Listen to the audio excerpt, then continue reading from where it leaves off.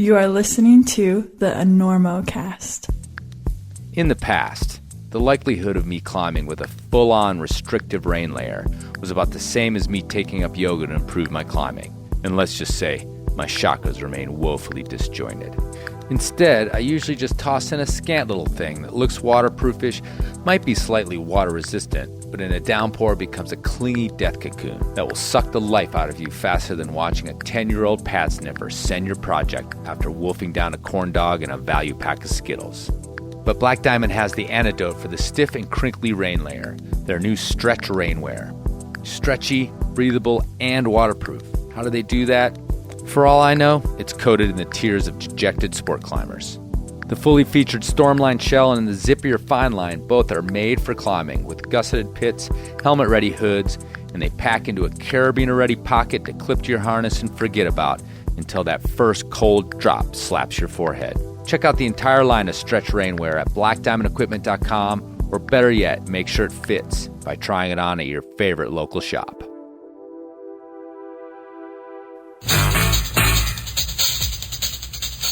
Does your neck hurt playing someone else's project? Does your partner get in way over his head even on the warm-ups? Does the phrase, "I'll just do this move one more time," make your eyeballs spin? Then let Belay Specs fight for you. When my boyfriend started falling lower and lower on his project, Belay Specs saved my neck and got me a new boyfriend. Belay or neck pain, also known as BNP, can interfere with work, play, family, and snapping your head around at the gym to check out those abs. So if your neck has been injured in an epic belay session, go to belayspecs.com to see if you qualify for a pair of belay specs and to get what you deserve. Enter Enormocast at checkout for a discount. Belay Specs is not licensed to give legal advice to anyone. Results may vary by steepness. If Belay Specs cause you to trip, fall down, run into a door, nausea, dry mouth, you're probably too high to climb to begin with. We gotta get Listen, where you playing in town? You playing here? We're doing the Enormo Dome, whatever it is. It's terrific. Oh, It's yeah, a big house. We place sold that it out. side of town. That's a Very big nice. place. You sold What's it that, out. 20,000 seats? You really should. Look, you better get up there before you panic. Those pens are loose. You're very good. I have really enjoyed climbing with you. We'll make it. I don't think so. But we shall continue with style.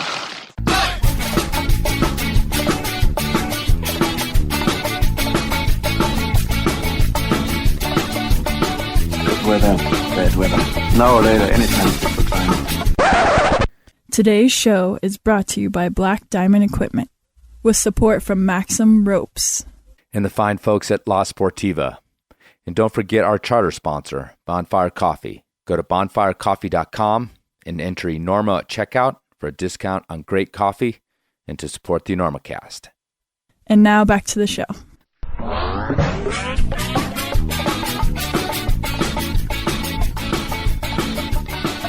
Hello and welcome to the Enormocast. This is your host, Chris Galoose. It is June 25th, 2018, about 10 o'clock here in Colorado, and this is episode 153 of the Enormocast, a conversation with ice climber, rock climber, but don't call her an alpinist, Janet Wilkinson, who spent the first half of her climbing career as Janet Bergman. Her family name, her maiden name. Do we still say maiden name? That sounds so clunky and weird in 2018. The poor little maiden who couldn't become anything until her husband came along and gave her a new name. A rather outdated notion, especially in climbing. Nevertheless, Janet Bergman, Janet Wilkinson, same person on the show today. We'll get to her in a minute. But today I want to take a minute to talk a little bit about the commercials, about sponsorship, and about you guys. I always appreciate when I get a note from a listener, which I get a fair few that talk about how they actually enjoy the commercials. And you know, that's always been what I've been going for, trying to do something strange, funny, that I think's funny anyway. They probably don't always seem that funny to you guys. But, you know, go out there on a limb a little bit with the commercials and do something unexpected is really kind of the game that I try to play. Sometimes it works, sometimes it doesn't. Sometimes they become classic in my mind. I'm also, I don't know if anybody's noticed, but I try to drop really bizarre and obscure cultural references into them as well. I guess I'm just trying to like get you guys to listen and the true aficionados of the show to listen closely to the commercials occasionally. The big title sponsors, Sportiva, Black Diamond, those two companies have been on board almost since the beginning. And, regardless of what the numbers told them about what their advertising was maybe doing, and I say maybe because, it's all kind of voodoo magic when there's no coupon code or anything to figure out if it's actually doing anything, if it's actually compelling anybody to buy anything. And, there's what I think, there's what they think, and it all comes together into those guys continuing to support the Enormocast, and I totally appreciate it. But I also wanted to mention the fact that they have a pretty good amount of respect for you guys, because what the Enormocast has is what is called a core audience, and meaning that you guys are in the sport. And of course, all those companies, especially that sell apparel like Sportiva and Black Diamond do, they want to sell gear to everybody, moms and truck drivers and, the occasional gang member. It's a gold mine. They're also still really dedicated to making sure that the core members of the sport are still choosing their gear. They want that representation as well. And whenever I talk to those folks about the audience here, they're the ones who talk about you guys being the core audience. So anyway, I don't know why I brought that up today. I just had a little time here, I think, with this one not being quite as long as the last few have been. And again, sponsorship makes this thing happen. I do my best to keep the commercials not boring, not just like reading copy from the companies, and they've allowed me to do that. Sometimes I wonder if I've gone too far, but I never hear anything. Adam Ondra's handlers still haven't gotten in touch with me to tell me to stop making up stories about him. And of course, my philosophy is to make sure and keep the smaller guys around, like Belay Specs, Peter Gilroy, Bonfire, some of the others that have come and gone, just to, keep it real. The kids still say that, keeping it real. Yeah, that's part of the philosophy as well. And, if I could go it alone, just donations and some wealthy patron, I would. But I think we've got a good balance here with all that stuff. Maybe not quite day job balance, but, Toyota. I'm for sale. Hit me up. Okay, Janet Wilkinson. Another climber woman trying to have it all. Family, career, climbing, everything. Also another great role model. Funny thing about these great role models is that they oftentimes aren't as well known as some of the more media savvy or hooked up climbers out there, but she's getting it done up there in the Northeast. Well known up there, well known again to aficionados of the sport, and also well known as part of the Team Wilkinson. And Freddie was on a few episodes ago. I got this one a couple days later while I was up there in North Conway back in February, so hasn't aged. It's pretty pertinent because we talk big ideas, and I hope you guys enjoy this one and are also inspired to try to have it all. Oh, and here's another commercial. Try not to laugh yourself off the road. If there's one thing the Italians understand about this world, it's that if something ain't baroque, don't fix it.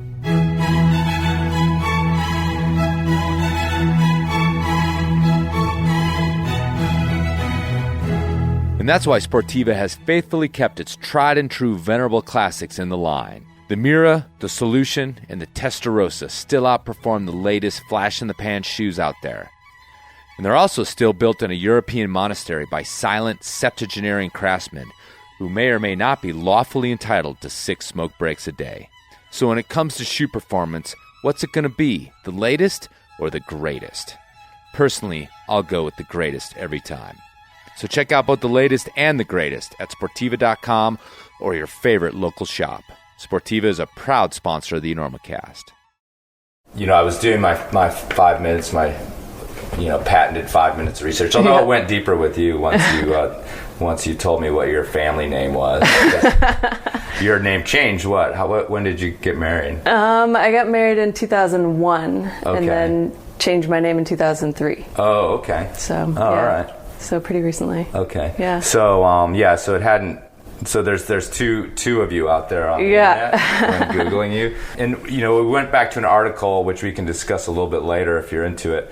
But the one thing I remember from that is there was a line in it that said that it was about a group of you and your friends climbing in the desert, in Yosemite, all these different places. And you were sort of the leader and maybe the most experienced. And it said that Janet was even thinking of becoming a pro climber, I think is the exact line. Yeah. So can you talk to me about who you were at that moment as a climber, your evolution to get there, and then we can maybe talk about 10 years later or however long it was to get to this point. Yeah, sure. So that article, the time period of that article was 2003. It would have been the year after I graduated from college.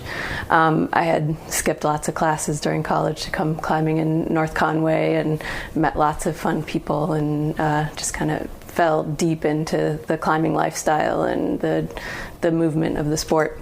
And I think I really wanted to, this has been like the story of my life, this like conflict between wanting to be serious and really do good in the world and loving being physical and having adventures. And so climbing helped to pull me in that direction of having adventures and having fun. And I think that I fell into it though during that time. This wasn't that long ago, 2003, so 14, 15 years ago. It was really easy for a female to get paid to go climbing. Mm-hmm. Not necessarily to collect a salary, but to live the lifestyle and get supported doing it. So right. So paid in the sense of your trips being paid for and a little bit of money to make sure there's gas in the tank and whatnot. Yeah. Yep. And then, easy grants from the American Alpine Club or companies that are interested in sending people out. And so it made the decision to move into my car and live the climbing lifestyle a lot easier. Mm-hmm. Added to that, when I moved back to New Hampshire after that trip, I was hired basically climbing unseen, sight unseen by a climbing school because they were so desperate for a female climbing instructor to teach ice climbing and rock climbing. And so I could just jump right into like climbing, doing everything for me. Did you have a perspective on that in the moment? I did, in terms of like, oh, this is working out well for me, but here I am, I am a woman and this is why it's working out for me. Because sometimes those perspectives come later, especially when you're young. You may not have like a global kind of look at it like that. Yeah, I think the perspective has developed more over time, but I was very much aware of it. Okay. And I thought it was... I knew it was unfair that like I was getting a lot of opportunities that an average male climber probably wasn't, and I took advantage of them. Right. For sure. I mean, unfair is, like you're making up for, centuries of the opposite happening. So you're benefiting a little bit, but I mean, as far as climbing's a dominant culture sport, right? It's about like white, well-off men. So I certainly didn't mind that, but I was very aware of it, and even more so over time. Right. So now you're back in New Hampshire guiding. Mm-hmm. The other thing I'd say about that maybe is also a bit of perspective of the time is that, that was a moment when the AMGA actually, I stopped guiding in 2000, and so that decade was when they established themselves. Mm-hmm. And a lot of schools were still not, accreditation or any sort of certification from them was not required. Correct. Like the way most of the time it is now. So it's not like you were, getting this total hoop to jump through because, I never did anything to certify. I guided for 7 years up until 2000. Oh, right. And they were around and they were like accrediting schools but you could still definitely work male or female without any of those certifications if you just showed that you could climb and that you were trainable and committed to and the school itself would then give you their version of training. And some of those old schools That's exactly what it was. At first gave the finger to the AMGA to say like, we've been doing this for years. We can train our guides. Thank you very much. Yeah, exactly. So, anyway, just put that in perspective. Yeah. It's not like you just swam through it all without any. That's true. The way a guide might have had to stick it at that point. Yeah. And I would say it's no longer the case either. For sure. I don't care. What no matter gender what you are gender now. or ethnicity or whatever. Things you got to deal with. So. Right. Anyway, so back to the scene here in North Conway and what you were up to. So I I had these opportunities, I had these interests in seeing the world, and I had learned to climb from people who had the right values, and I just wanted to dive deeper into it.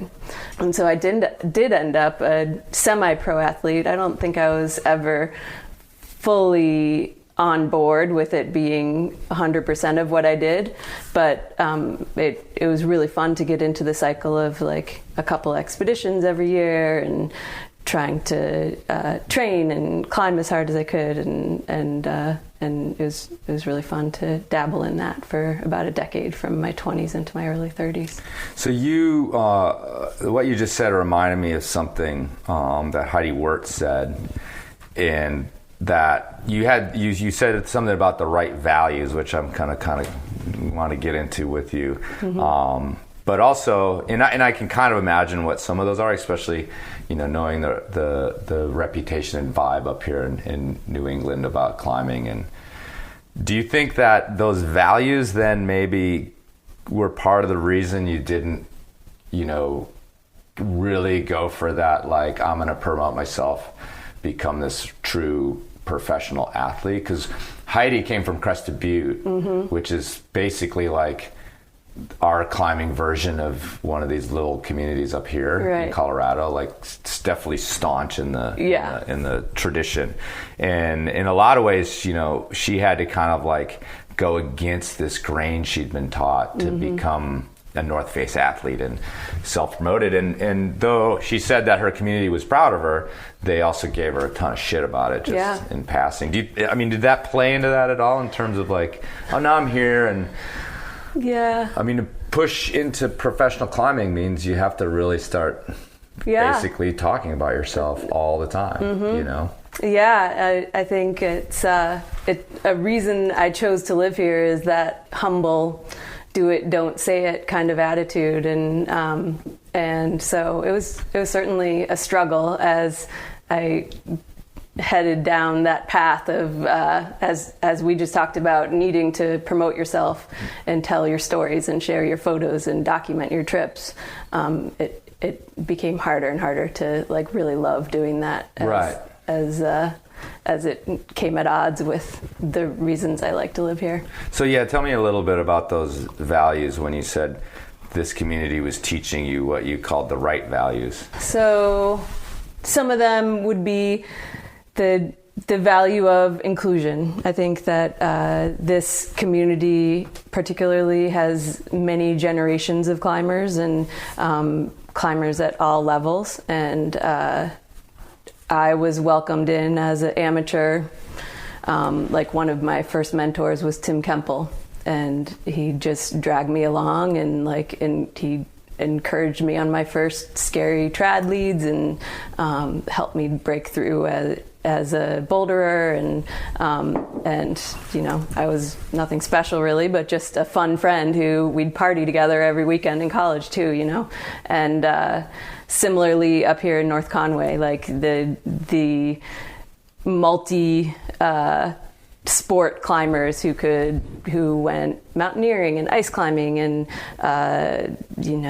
endurance athletes and rock climbers and sport climbers on top of it would draw me in and kind of show me the tools of the trade. And so that inclusivity is the main one. Mm-hmm.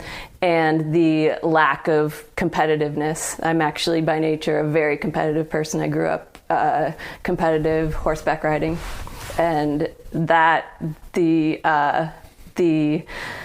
drive to win mm-hmm. is something that was not healthy for me. So getting away from that and into more of the need to have fun and just enjoy each other's company and go and enjoy the sport and the nature of this place is what really brought me into it. So when you say it wasn't healthy for you, it wasn't healthy for you because it drew that part of you out in what you perceived afterwards to be a negative way. Definitely. Yeah. So you have this tendency, and that just was like a addiction that fed it. Yeah. And you needed to be a complete human. Maybe you needed to get away from that. For sure. Okay. And interestingly, when I was in college, they had this intercollegiate climbing competitions, and I got really into those for a while and fully fed that side of me and loved it and did really well at it. But it was,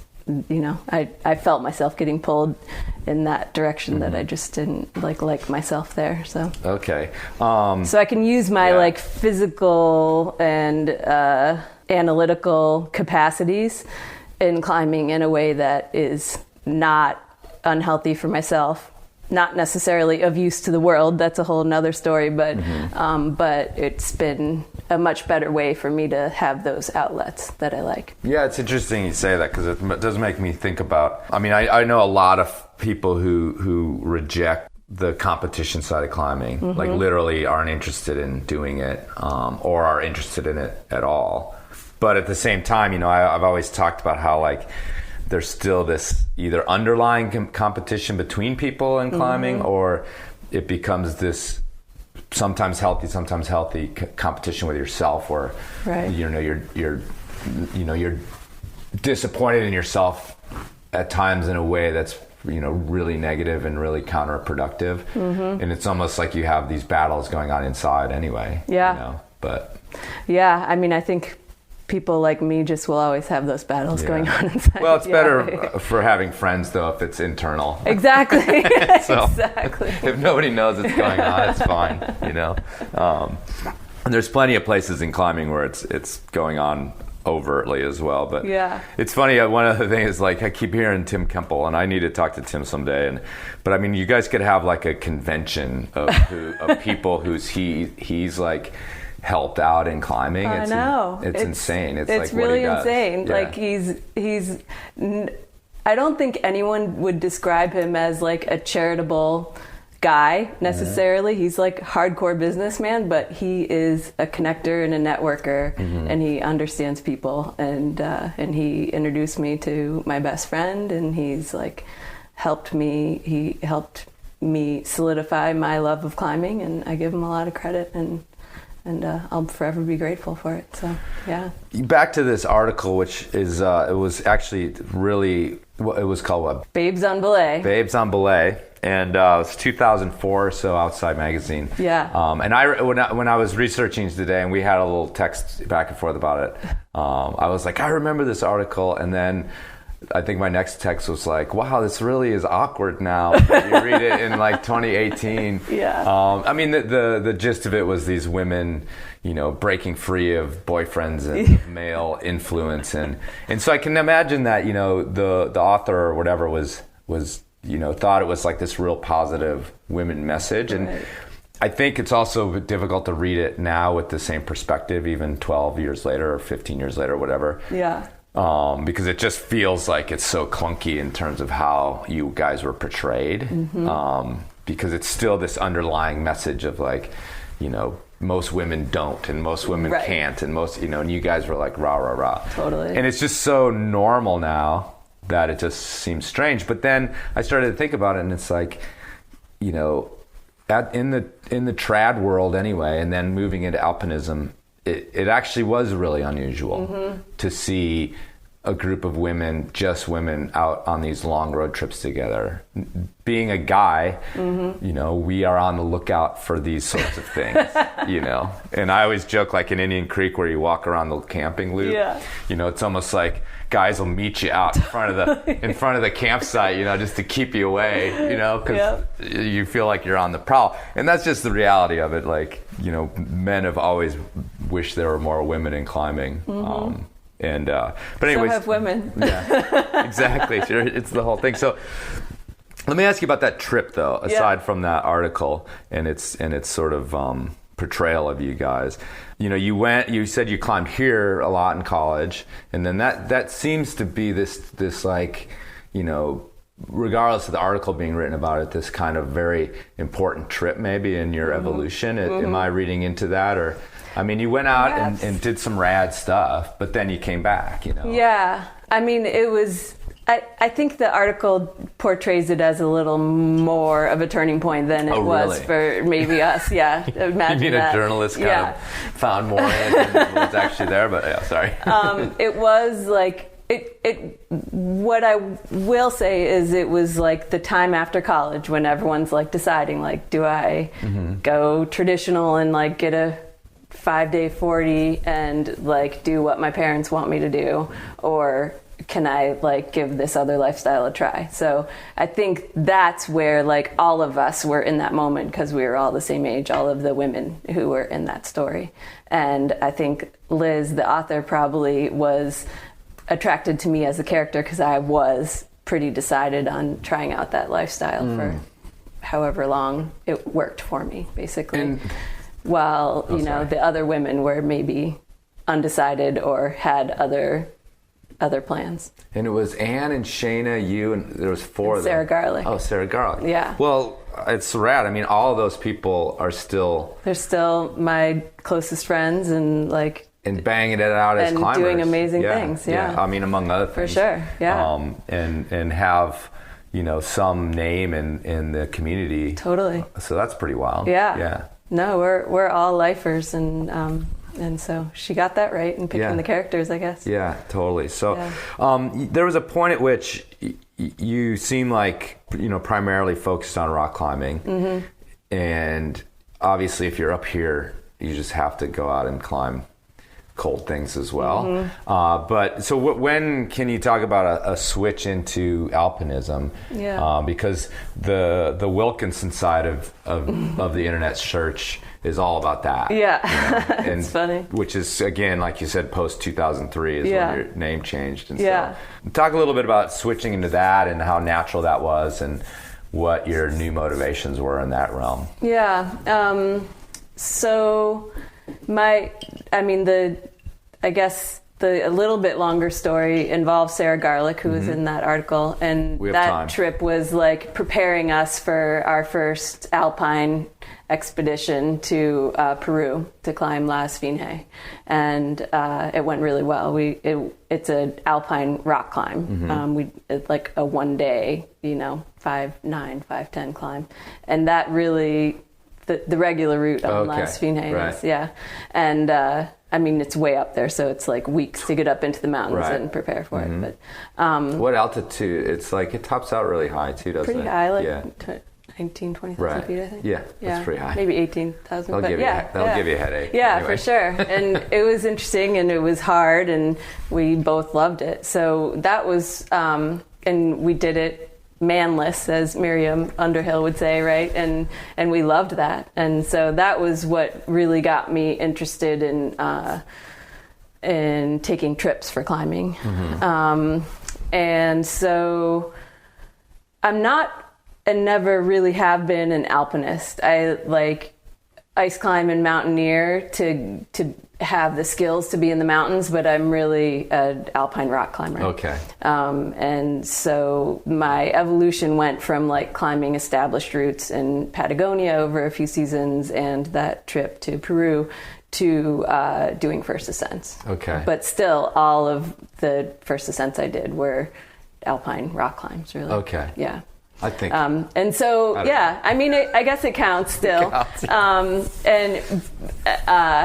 You have to be wet and cold. As long as you're wet and cold, as long as you're wet and cold and willing to carry a bunch of shit around, it's like it's the it all counts, right? Makes it alpine climbing, I think. But it's a funny thing. I think I like found my wall, a literal wall to alpinism was that like I didn't like carrying a big backpack. And I don't know if it's being smaller framed or just that like gear is heavier when you don't weigh as much or whatever, or the lack of other women to get out there with, or the mental game. And I think that's become more and more a thing for me in recent years. But I really don't feel like I ever gave myself the chance to be a true alpinist, because I just like to put my backpack down when I do technical climbing. Right, yeah. And what do you mean by the mental game? I kind of joke that like in my late 20s, I think my prefrontal cortex like finished developing and I suddenly like couldn't climb as scary as stuff anymore. And I don't know if that's it, but I think that like alpinism requires an ability to take on risk and even ignore it. And I was less and less willing to do that over time. You know, it's interesting because this is a climbing podcast. So climbers, we kind of like, most of us are listening to you and can tell the difference between what you're talking about. And yet a little bit less experienced or a little bit more of a layman would be like, well, what do you mean you're climbing these giant rock routes? Like, isn't there risk involved? Yeah. And so you're talking about the kind of objective things that come with going into the big mountains, the maybe like the conditions causing things to fall down, and I mean that's the game you're talking about. That's part of it, and also the you know, being multiple days up a big face where you know you're a normal person is going to think, wow, like if something happens up here, a broken leg could mean death. And like most people who do well at alpinism probably don't let themselves think about that. But I find myself thinking about those things for sure. So in the context of that, what were some of the goals that you achieved? And, you know, thinking about that, you're moving into your late 20s. You say things are changing in your mind a little bit about what you want to do regardless of the risk. What were some of the things that you were doing then in the end in those last few years of your 20s? Yeah, and your focus was? And this is where like I feel like I'm not I don't know why I was seen as like a professional climber, because I like what I really loved doing I kept getting like paid to do, and that was to like go to the south coast of Newfoundland and like research really cool rock faces that have never been climbed and like camp on the beach and go climb them. And they were like 5-10 climbs, you know, like it's not that, it wasn't that exciting, but like that's the stuff I love to do. Yeah, well, that's the thing is that we just talked earlier. Was it on before I started? I can't remember, about like it was before we started actually. But we were talking about the professional climber and how that shifted so much of what it means and what's required of them. Yeah. And I think that's funny because I think you're straddling that that shift. I am. Yeah, you're right. When I was starting out, or actually when I started out, there wasn't really much of a professional climber. But it seemed as though it was just like the best climbers. If you were really great, you were going to get a contract. But, as you were talking about that, there was no point at which I gave a shit how hard the climb was. Because I was like, Newfoundland, walls, camping on the beach? Like, that sounds like a great story. And, okay, so it was 5'9", big deal, or it was 5'10", or 5, you know. At no point was I like, well, how hard was the route? Do you know what I mean? Like the story. Yeah, so it's funny because I just keep going back to this idea that you're up here, you're not supposed to talk about yourself, you're supposed to be humble. And frankly, like there's been these little things you've said through this whole thing so far. You know, I'll go and edit them out and put them on a tape for you. But it's like, I wasn't that good and I wasn't this stuff. And it's part of like the scene up here, I think. But that sounds like a fascinating story. To me. Oh, it was amazing. That was like one of my favorite trips, and it was with 2 girlfriends also. So, we had who was on that? Sarah Garlick and Kirsten Kramer, who lives up in Alaska. And so, how important was it? Because we should get into this. Yeah. You know, it's clearly important, actually. So, how important was it that you were doing these trips with your close girlfriends? You're married at this point. To Freddie. Excellent, awesome climber, and I'm sure climbing with him, as a couple. But you're going on these trips, and clearly you're like, let's do this together as women on these trips. So tell me about how important that is to you, if it remains important, and then what you get out of that. I'll start with an anecdote about the rules of high camp. This was my first season in Patagonia. It was 2005, I think. And the objective was that Freddie and I would go with he had 2 partners and I had 2 partners, and we'd go and share base camp. This was when Bridwell Camp was still going on, and so we set up this huge base camp and like fortified it with food for 6 weeks, and then just sat and partied and waited for the weather. And when the weather came, it was the fateful Christmas window, and I had my 2 girl partners, Sarah Garlick and Kirsten Kramers, and he had his boy partners, Paul Tarecki and Dave Sherritt, I think, maybe Taki Miyamoto. I think there were 4 of them.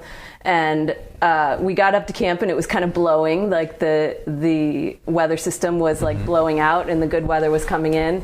And it was like my first time up there, and I was all nervous. And like we set up our tents, and in high camp, everyone like shares much smaller tents. And then we were gonna like go out. We like could like be in the same high camp, and then we were gonna go off and climb different mountains the next morning.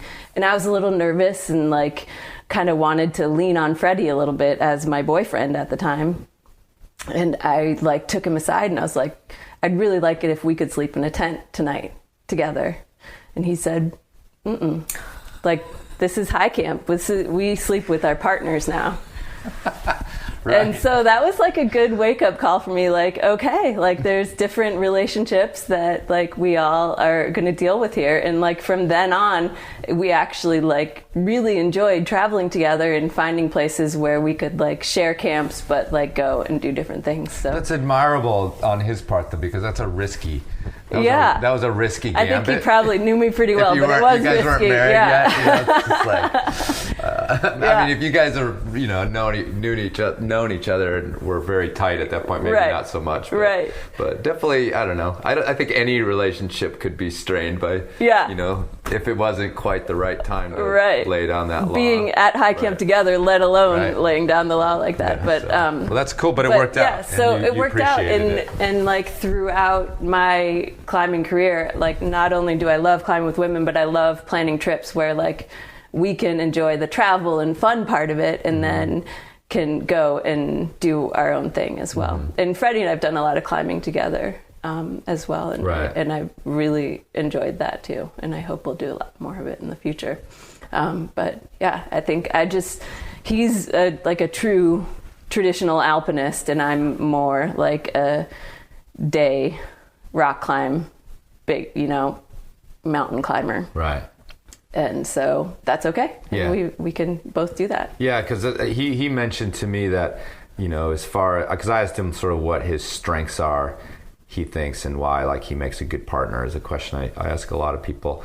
But he mentioned how, a lot of people get super cranky sitting around waiting. Yeah, he's really good at sitting around. And he's really good at waiting. And it sounds like maybe you're not so much. Totally. Totally. So maybe those things can be done at separate times. Yeah. So other part of my question, which is one I ask women a lot that make it a very strong point to climb with other women. What do you think, for you personally, aside from them being your close friends, although you can talk about that too, specifically what makes them the people you want to climb with.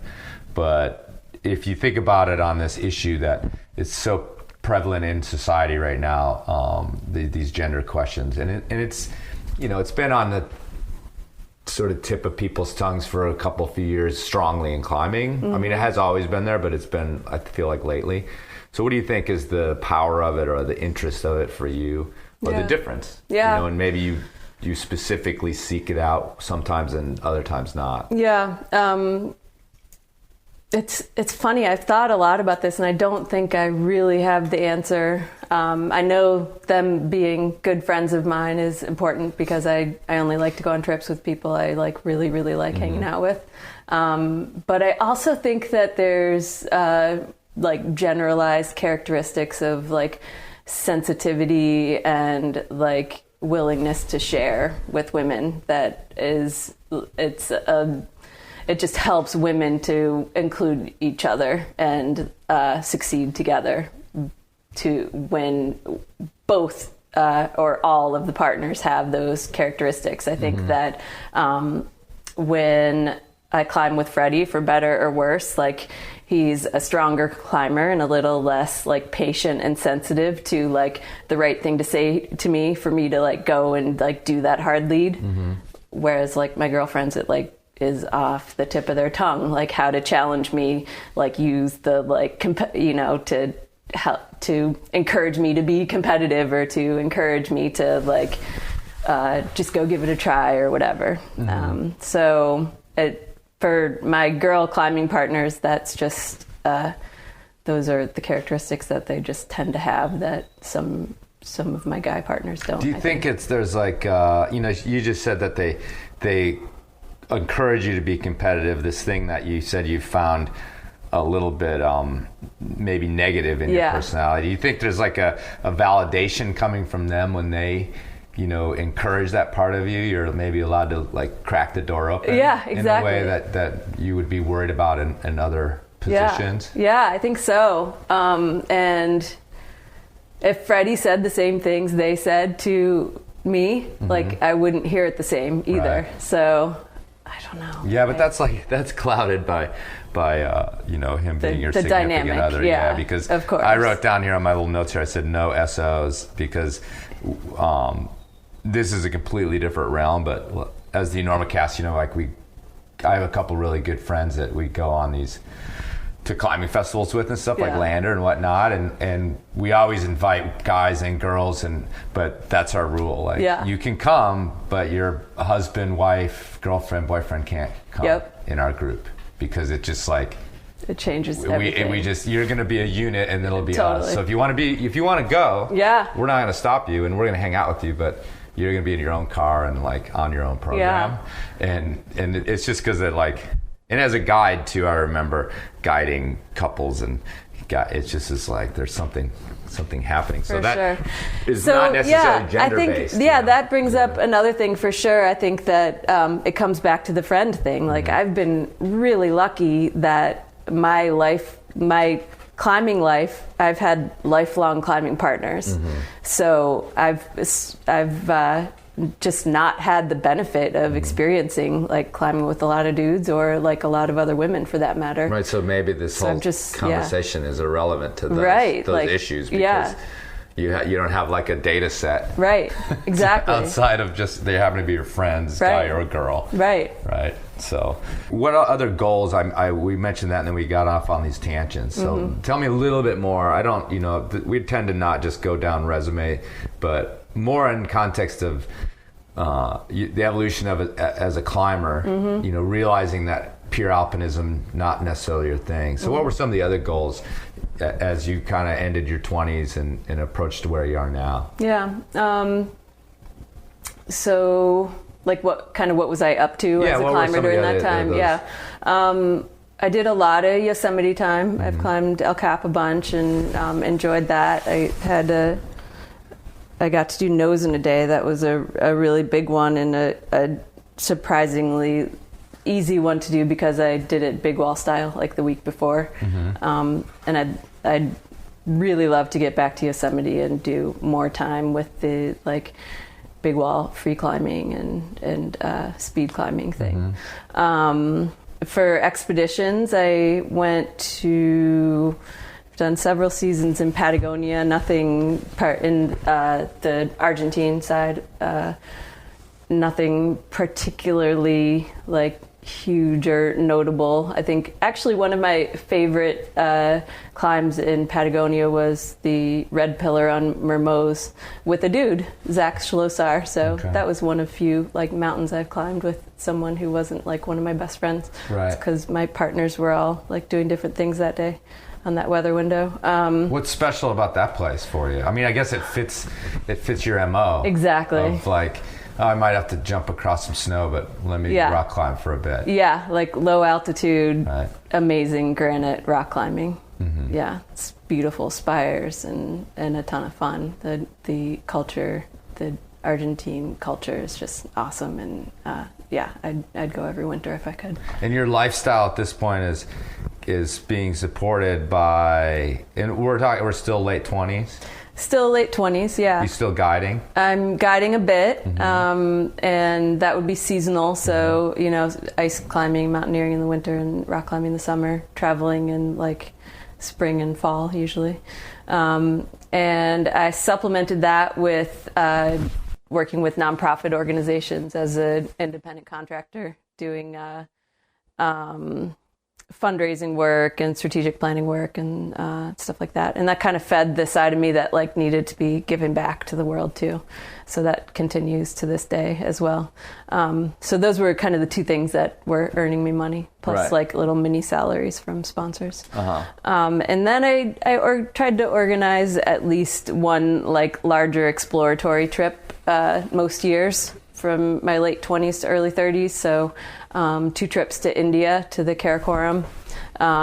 One was with Freddie and Ben Ditto and Pat Goodman to Manakar and Spires. That was actually a really fun trip. It was my first big like Himalaya expedition, and we went extremely lightweight. We didn't organize it was sub 7,000 meter peaks. And so we didn't have to organize a liaison officer or a trekking agency or anything. And we were able to just like pick this mountain from a postcard and go and find it and like find a hiking trail to it through like all these hash fields and goat tracks and stuff, and then climb the mountain on site in a couple days, summiting and bivvying on top. It was a really fun, like, just a dream trip, a really cool way to do a first ascent. What was the nature of the climbing? Rock climbing, snowy rock climbing. It was unfortunately the weather was terrible the whole time. It was 2008, I think, which was a really, really bad summer in the Himalaya. But we were able to still do it, just kind of in a push at the very end. And no other climbing besides that one mountain. I went back to India a few years later in 2011 and had kind of an opposite experience. I glommed on to Mark Ritchie's trip to go try Sasser Congaree 2, which was the second highest unclimbed peak in the world. And I think he really wanted Freddie to join, so he invited me to get a team of women to go do our own climbs. He knew me and that I like to do that. So we put together our own little like mini objective list and went and did that while the guys were getting ready for the bigger peak. And we had a nice time, but I was pretty turned off by the more traditional expedition mentality of like tons of porters and like this whole like militaristic pyramid of like moving food and like having to pay tons of money and British tea time every afternoon and getting cooked for every meal. And like I got really turned off by that whole deal, and realized like big expedition stuff wasn't going to be for me. So that was like that was the last like big expedition I took. Was that the British tea time? So that means like that's part of their culture. So everything stops. Yeah, like orders stop. We all stop.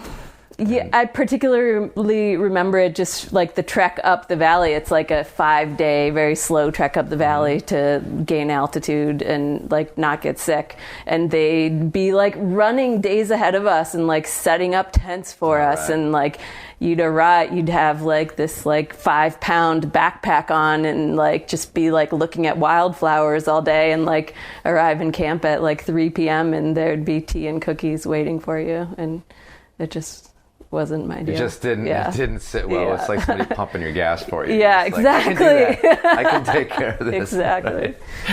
So that was kind of the end of my big expedition dreams, and that, you know, that's when I kind of wanted to go more towards the like south coast of Newfoundland rock climbing things, or if I organize expeditions, go onto like more like the Manakar and Spire, like find a cool mountain that's less than 7,000 meters that we don't have to do all this weird permitting and have all these weird rules for. And so how important are first ascents to you when you go on these trips? I mean, I haven't been on a important first ascent trip for a long time, probably like 5 or 6 years, but it makes climbing really fun and interesting for sure. It's a little bit scary and intimidating too, but yeah, I'd say that's like the ideal for me, is to be able to do that, to find mountains that like suit my style and strengths, and sit and wait for the conditions to be right and be able to go give it my best shot. Mm-hmm. It's really, really fun. Right. Yeah. So now we're getting up to date a little bit. Mm-hmm. You talked about grant writing, or this idea of, not suddenly, it was probably always there, but saying, okay, it's time to give back and, not just be this selfish climber. Yeah. And you even made, I think, just some comment about, climbing doesn't really help much. Yeah. But what are you talking about there? What is it that you're doing sort of more, or have done in that realm more specifically? Yeah. So I've been really lucky in that I could do that work as an independent contractor and take on projects for shorter periods of time, helping, or one of the organizations is Kismet Rock Foundation. Mm-hmm. It takes kids from all over northern New England, brings them here to North Conway for a week at a time, for a week every summer for 4 years, provides mentorship and a climbing education. I spent a lot of time, like from 2005 to 2011, helping them to grow and expand their programs and raise money and improve the policies and procedures for being able to take more kids out and develop a curriculum to have the education part of it work really well. And that is it was a really fun way to feel like climbing was actually doing something for me. Right. And then most of the rest of the organizations I've worked with are not climbing related. They're just doing things in the world to help people or help the environment, or both. Right, yeah. Isn't that maybe more important? Yeah, probably. And that's how I feel. It's like, I think it was like around the time of that, like 2011, 2012, that like I was like 32 years old, like time is going really fast. And like as a seasonal climber, it goes really, really fast when life is just focused on like planning and then doing and then telling the stories of it. And I just felt like I wanted to focus more on this other side of my life that mattered. And then like having a kid, like that really crystallized that for me. Yeah. What year? She's 2, right? Or almost 2? She's 2. She was born February 2016. Right. I had 2 miscarriages before that, so it was years. Yeah. Right. And hard. Yeah. And pretty hard. Yeah. A lot of times I get like, we go some big questions about the meaning of climbing and everything else, and it's kind of, when we're in these communities, North Conway, where I live, the climbing communities, it's just unspoken that climbing is amazing and great and good for you and makes you a better person and all these things. It's just like we just all sort of tacitly agree upon that. But in the capacity of dealing with Kismet, is that what it was called? Yep. You're probably tasked with actually trying to explain it to people as to why we should get kids climbing and why it would be good for them and all those sorts of things. So what is your what's our elevator speech with that? What's your pitch? Because it's something we're always, I think, kind of grasping for, especially you're 33 and you're like, wow, I just spent my the last 15 years being a climber. Like, what do I have? Right, I'm exactly. 47. I'm like, what do I have? Yeah. Like, what have I gotten from this? So. Yeah. Well, I credit the founder of Kismet Rock Foundation with having spent a lot of time doing that. His name is Mike Jewell, and he's a bit of a climber philosopher, like concert pianist, a really interesting, eccentric guy. And he sees like he explains it as the multi-dimensional aspects of that create benefit from a climbing education. And it's this like physical challenge, the ability to learn about real and perceived risk, the inherent lessons in physics, the need to understand teamwork and how to truly support someone and accept their support. and the concept of trust, right? Like we joke about, like, no, you shouldn't trust your feet. You should learn how to use your feet. And that is going on a lot in climbing. Right. And, maybe after you learn how to use your feet, you trust them, but like, don't listen to someone who tells you just trust your feet. It's almost like it disembodies them. Yeah, right. It's like they exist somewhere else and they're not a part of you. Right. Exactly. So all of those things come together.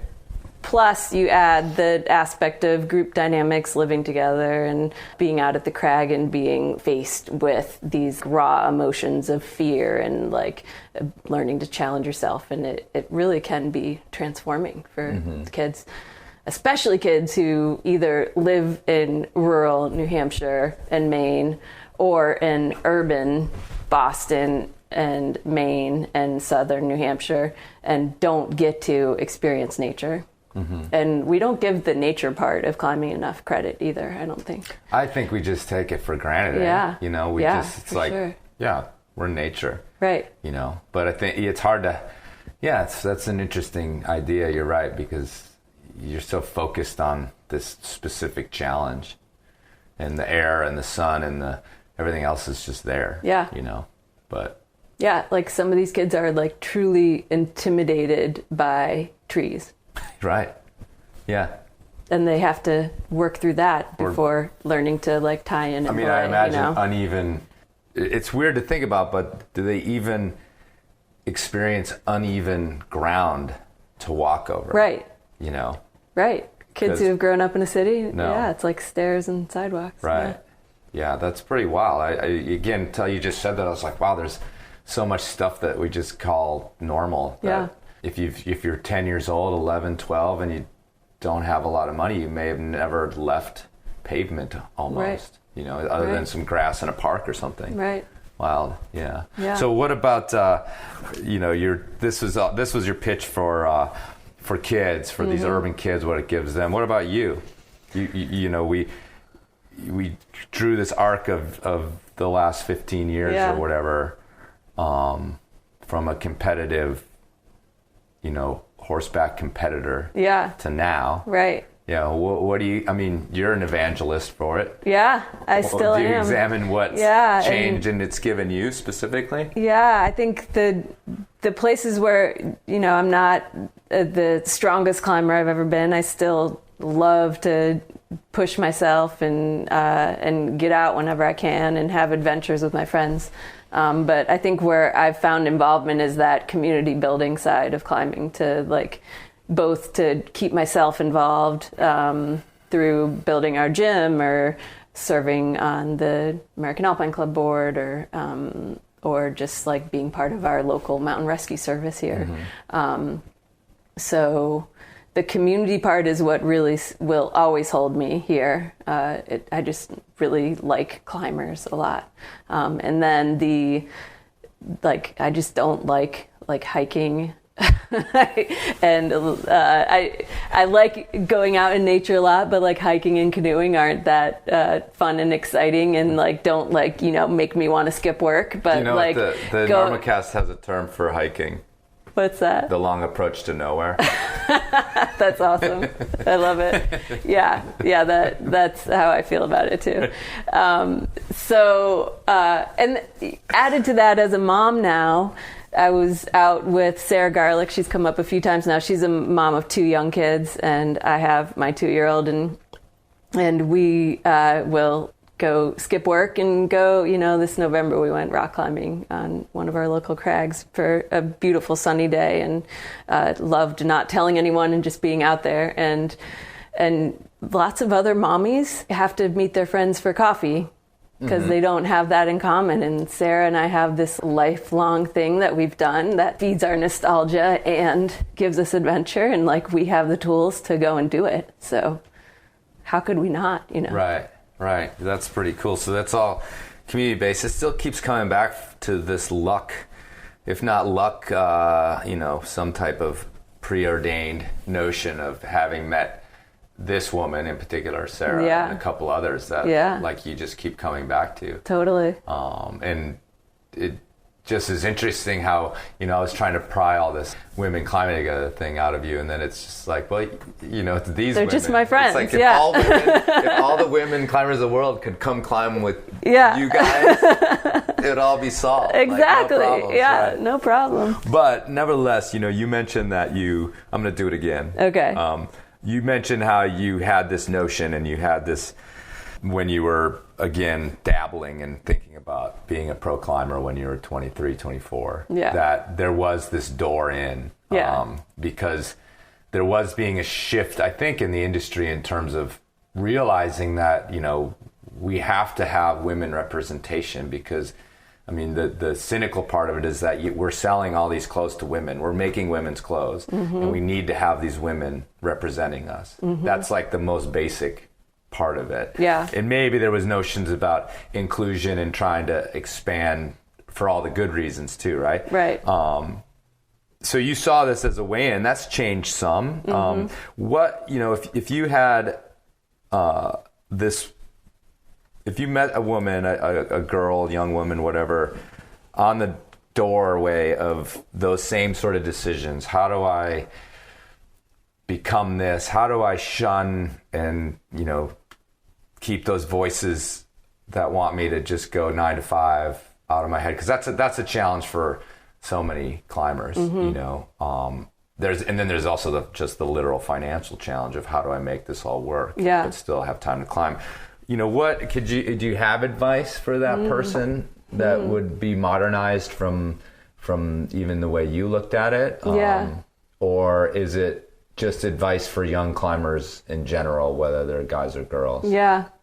Well, I think I've kind of like had it out with Bisharat a little bit about this.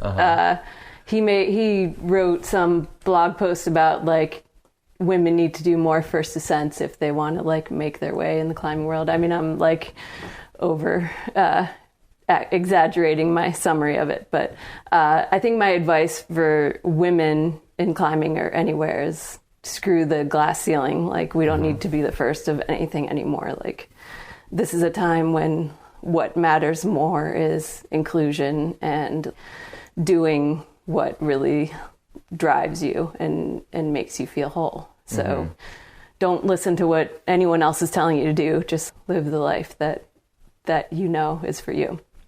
And I think like on the professional, in the professional climbing world, in the professional anything world, you're gonna feel like you're supposed to be boxed into something, and that there's always something you're supposed to be doing, and that goes for men or women. And so since climbing, and especially alpinism, is pretty high risk, make sure you're doing it for yourself and not to make money.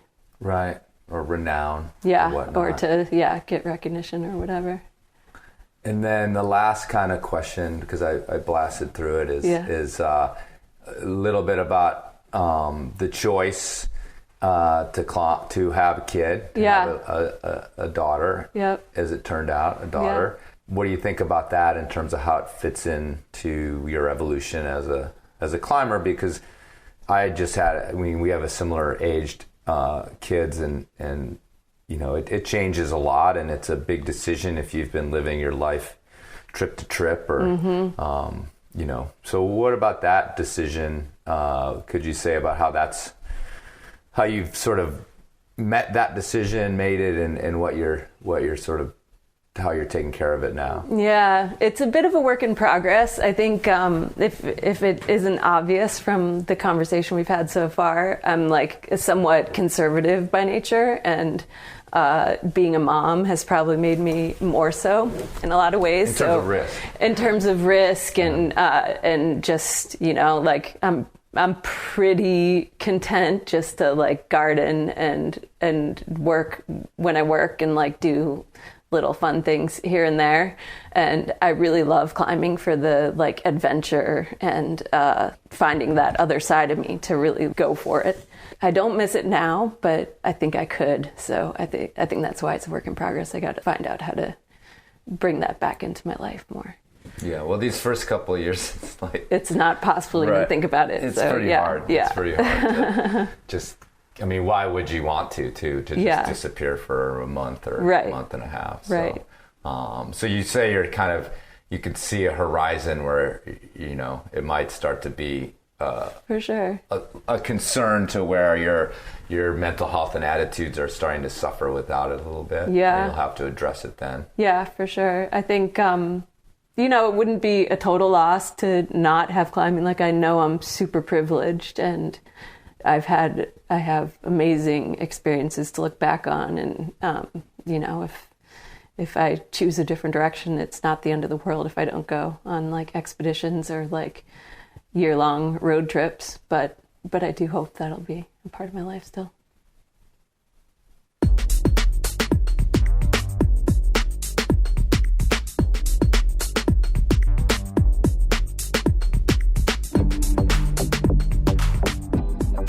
Okay, thanks for listening, everybody. And thanks to Janet and Freddie, for that matter, for letting me into their home. They couldn't have been sweeter and more accommodating about doing those interviews. It was a real pleasure to be up there. Okay, in addition to my big sponsor rant at the beginning, you can also help support the Enormocast directly with your effort by going to enormocast.com and clicking on the Help Out tab. See what you can do, write a review. We'll direct you over to iTunes, like the Facebook page. Does that matter anymore? I don't know. Lots of stuff goes on over at the Facebook page, actually, that doesn't get on the show. A lot more debating and smart-ass comments. Or you can also donate to the show if you feel compelled to do so. And keep this thing going. I appreciate it. And remember, folks, get out there. It is fun. Rock climbing is super fun. It's summertime here. But it's only fun when everybody comes home safe. So please, don't forget to check your knot.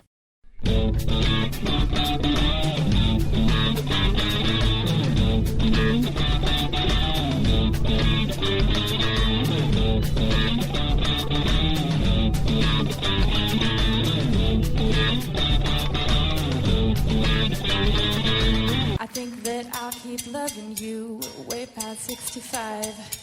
We made a language for us two, we don't need to describe. Every time you call on me, I drop what I do. You are my best friend and we've got some things to do.